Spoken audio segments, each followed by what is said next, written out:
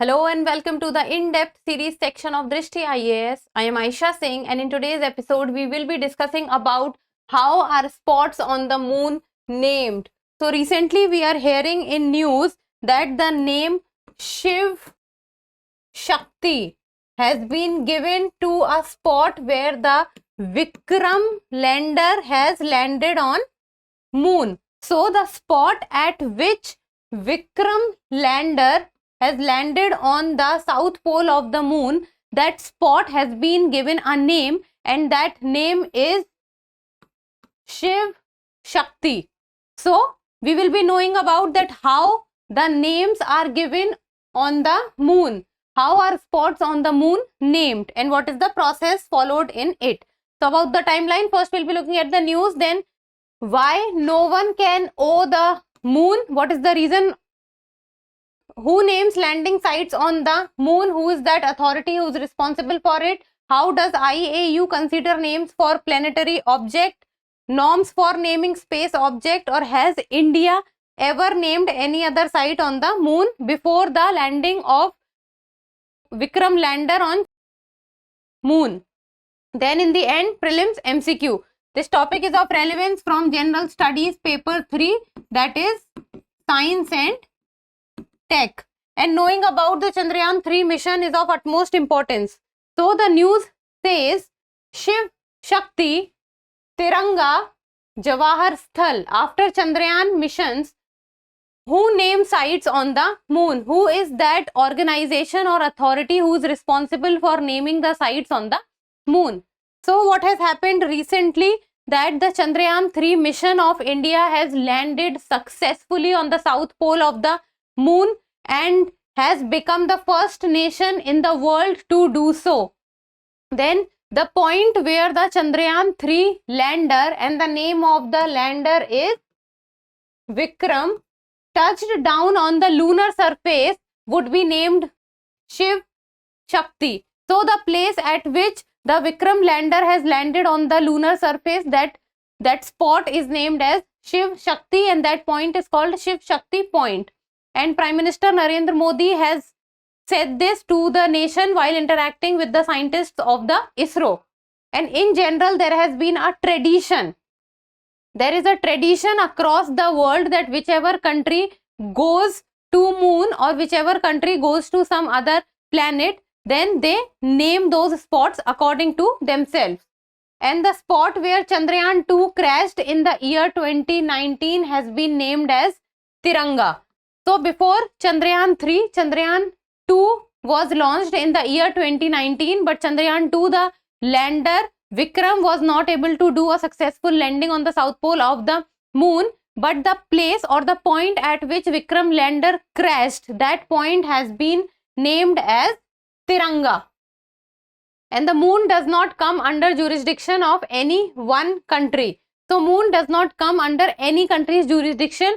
So, and this is the reason that why so many missions and explorations can be launched towards the moon, and why the naming of places on moon can be done, because moon does not belong to any specific or any one country. Now, why no one can owe the moon? What is the reason behind it? And the reason behind it is the Outer Space Treaty of year 1996. This is the treaty which is responsible for that why no one can owe the moon. So according to the Article 2 of the Outer Space Treaty 1996, outer space including the moon. So outer space including the moon, that means the moon has been included in the outer space, and other celestial bodies is not subject to. Outer space, which includes moon and other celestial bodies, it is not subject to national appropriation. It does not belong to any national or nation by claim of sovereignty, by means of use or occupation, or by any other means. It means that the outer space, which includes the moon, does not belong to any country, does not belong to any nation. So any nation in the name of sovereignty cannot claim that moon belongs to them. And this is the reason why so many other countries in the world are able to make or send missions to the moon, or send so many exploration mission to the moon. and why the naming of spots on moon can also be done, because moon specifically does not belong to any one country. Then the countries had to cooperate with each other when it comes to space exploration activities, and they could not stake a claim to it, because moon belongs to the outer space, and outer space, it does not come under any jurisdiction. Then who names landing sites on the mission? Who is that authority or organization who has the power to name landing sites on the moon? So that authority or organization is IAU, that is International Astronomical Union. So the authority or the organization or the union who is responsible for naming sites on the moon is International Astronomical Union, that is IAU, International Astronomical Union. It determines some other rules for space activities also, and India is among its 92 members. So IAU has around 92 members and India is one of them. So these 92 members, they come under IAU, and it is IAU who decides whether the name suggested by the country can be made official or not.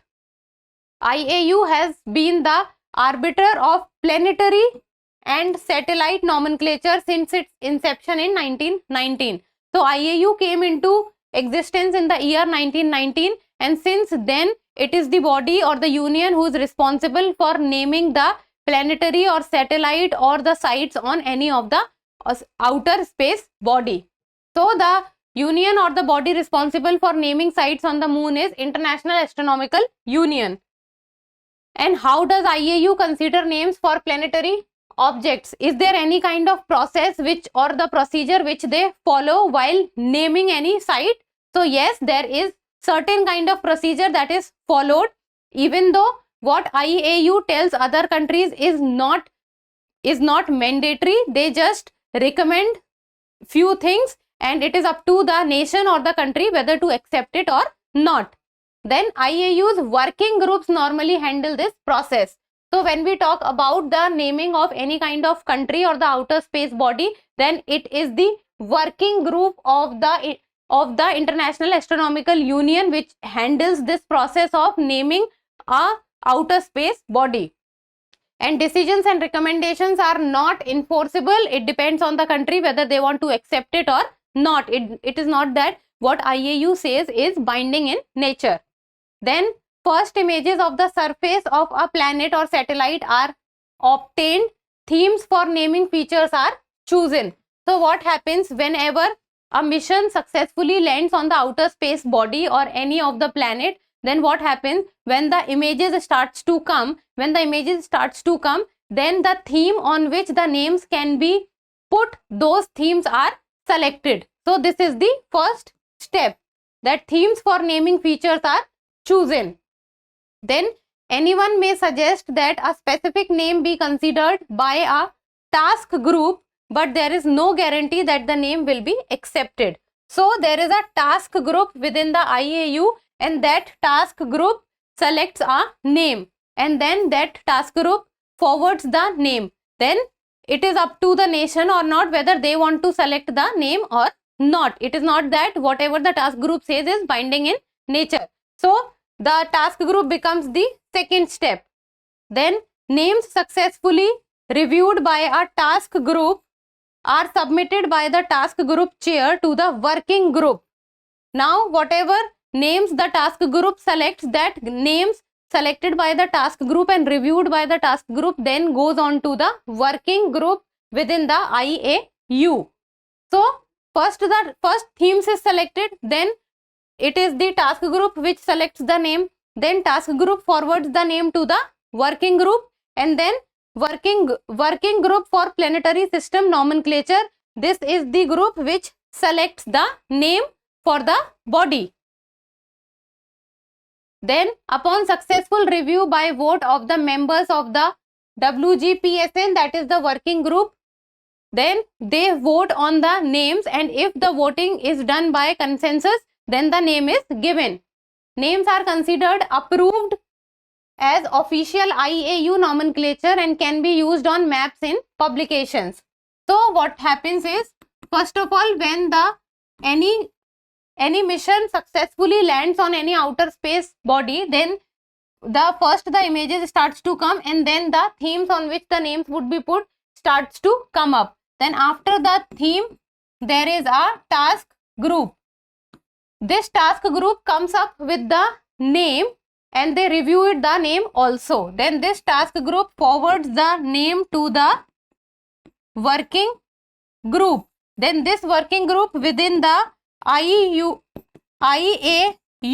this working group selects the name through consensus. And when this name gets selected and approved by the IAU, then this name can be made official and can be used. And approved names are immediately entered into the Gazetteer of the Planetary Nomenclature. So there is a planetary nomenclature which is in place, and whenever the name by any country is approved by the IAU, then that names gets inserted into the Gazetteer of the Planetary Nomenclature. Then norms for naming space object. Are there any kind of norms which are followed, any kind of rules and regulations which are followed while naming the spot? Then IAU gives several suggestions, and these several suggestions include that the name should be very simple so that people can understand it.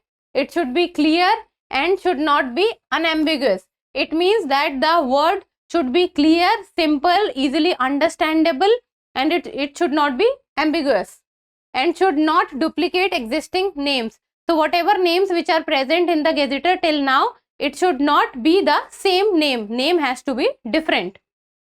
Then no names having political, military or religious significance. So political, military and religious significance is avoided. So names should not be related to these, except for names of political figures prior to the 19th century. All the political figures before the 19th century, their names can be used. But as of now, after the 19th century, political names should not be used, military names should not be used, and religious significance should also be avoided. So these are the norms followed. And has India ever named any other site on the moon? So till now we know that the place where Vikram lander has landed by Chandrayaan 3, that point is called Shiv Shakti. And the place where Chandrayaan 2 lander crashed, that point is called Tiranga.